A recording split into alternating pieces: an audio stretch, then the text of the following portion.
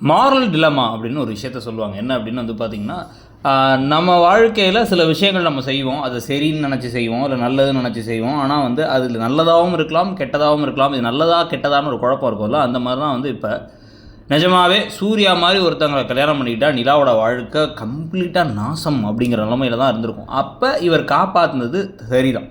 காப்பாற்றி ஒரு பொண்ணை ஹெல்ப் பண்ணி கூட்டு வந்து அவங்க எல்லா தடைகளையும் தாண்டி அடிகள் வாங்கி தன் குடும்பத்துக்கே அடிகள் விழுந்து எல்லாத்தையும் தாண்டி அந்த பிள்ளையை வந்து இப்போ வந்து காப்பாற்றி கூட்டு வந்தாச்சு.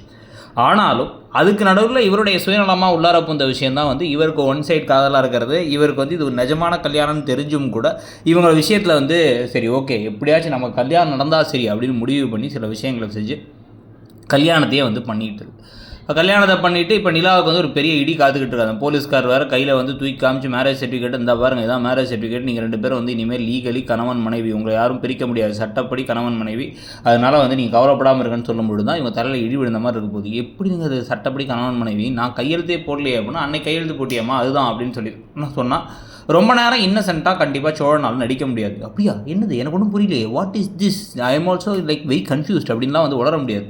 அதான் அதுக்கு பதிலாக வந்து இப்போ வந்து இருக்கக்கூடிய ஒரே விஷயம் இவர் எப்படி சிக்க போகிறார். இதுக்கு நடுவில் இது தெரியாமல் இங்கே வந்து பார்த்திங்க அப்படின்னா வந்து பெரிய ரிசப்ஷன் ஏற்பாடுகள் பிரியாணி போடுறதுக்கு ரெடி பண்ணிக்கிட்டு இருக்காங்க. இப்போ அங்கேயே வச்சு பலார் நரைஞ்சு அடப்பாவி துரோகி அளவில்லாத அன்பு அப்படியே அன்கண்டிஷனல் காதல் அது இதுன்னு பேசினா கடைசியில் இப்போ எல்லாமே திருட்டுத்தனம் பண்ணி என்னை அடையிறதுக்காக ஒரு பணக்கார பிள்ளையை வந்து மடக்கி போடணுங்கிறதுக்காக மட்டும் தான் அதை பண்ணியிருக்கியா அப்படின்னு ஒரு கேள்வி வரப்போகுது.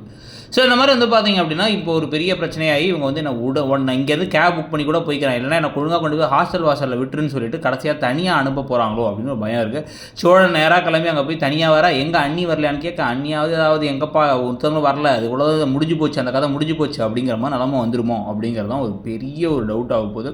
ஸோ அதுக்கு பிறகு வந்து இந்த குடும்பமே அவமானப்பட்டு அசிங்கப்பட்டு நிற்க அப்படியே அண்ணனுங்கள்லாம் அண்ணன் தம்பி எல்லாரும் சேர்ந்து வந்து சோழனை அடிக்க, இல்லை வந்து பாஞ்சு பலார்னு அவங்க அண்ணனையே வந்து அடிய விட பல விஷயங்கள் நடக்கிறதும் அப்புறமா நிலா எப்படி இங்கே வரப்போகிறாங்க இந்த வீட்டுக்குன்னு தான் திருப்பமாக இருக்குமான்னு தோணுது. உங்களுக்கு என்ன தோணுது?